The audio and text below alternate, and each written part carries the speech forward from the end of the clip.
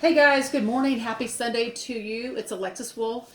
I want to take some time to start going through my book, Extinguishing the Inferno of Anger. What I'm going to do is, for the next few days, weeks, I don't know, however long, I'm going to start reading like excerpts from the book. So I'll start with identifying the issue, which is chapter 1. I start with some definitions of anger and indignation, things like that. So I won't read all of those to you. But I'll just start reading the beginning of chapter 1. Let's be clear. Anger in and of itself is not sin. And this is a very, very, very good point that people need to understand. We all get angry as it is a part of life, a part of human nature. Anger is not the problem. What is the problem is a lack of self-discipline and self-control. A severe consumption of selfishness, self-absorption, self-love, not the healthy kind, egotism, self-conceit, self-regard, and all other levels of narcissism are when a person is about self, as is one who thinks only of how things affect them, their lives, their feelings, and so on. This is the condition in which anger is allowed to metastasize like a malignant cancer.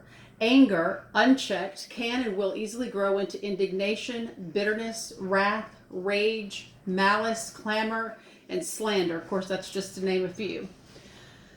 Because of this fact, one must first learn to one must lay self aside.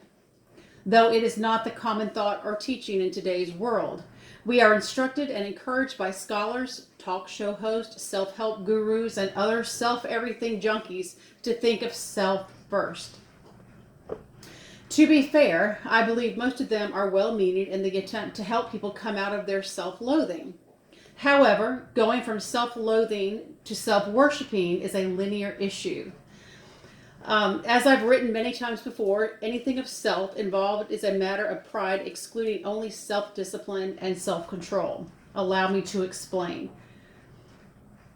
Self-loathing, or as the Bible calls it, self-abasement, is a sin and must be eradicated from the person called of God, which we can find that in Colossians 2:18 and 23. To ridicule oneself for any reason indicates the person is thinking only of self, which is a pride issue.